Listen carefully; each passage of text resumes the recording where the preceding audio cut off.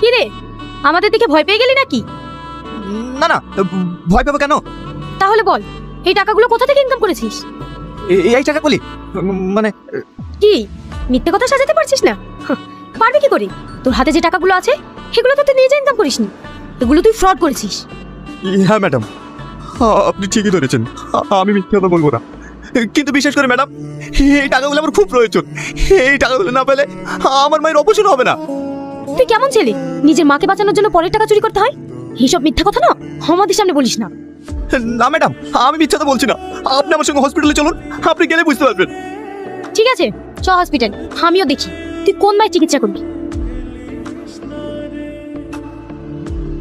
বাবু, তোর সাথে পুলিশ কেনে?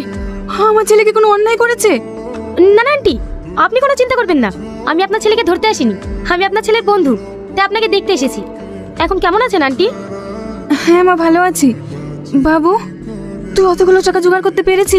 হ্যাঁ আন্টি, আপনার ছেলের পাশে আমি আছি না, আমি দেবো অপারেশনের টাকা। তুমি একটু বাইরে এসো।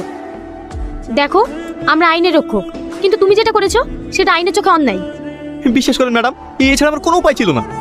বুঝতে পারছি, তবু এটা আইনের চোখে অন্যায়। তোমার মায়ের চিকিৎসার জন্য যত টাকা খরচা হবে আমি দেবো, তাই বলছি তুমি যার অ্যাকাউন্ট থেকে টাকাটা ফ্রড করেছো তাকে ফিরিয়ে দিও।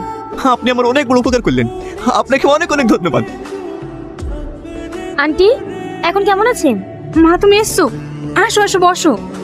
থাক থাক, আপনাকে আর উঠতে হবে না। আপনার ছেলে কোথায় গেছে? জানো মা, আমার ছেলে এত শিক্ষিত হওয়ার পরেও কোনো চাকরি পায়নি, তাই সংসার তো চালাতে হবে, তাই কদিন ধরে রাজমিস্ত্রি কাজে যাচ্ছে। কখন ফিরবে? এই তো সময় হয়ে এসছে, কিছুক্ষণের মধ্যেই চলে আসবে। ওই দেখো, টনি চলে এসছে। কি ব্যাপার ম্যাডাম, আপনি কখন এসেছেন? তোমাকে বলিনি আমাকে লেনদেন করবে না? আমি তুমিতেই বেশি খুশি। আচ্ছা ঠিক আছে, তুমি একটু বসো, আমি আসছি। না না, আমার জন্য কিছু আনতে হবে না।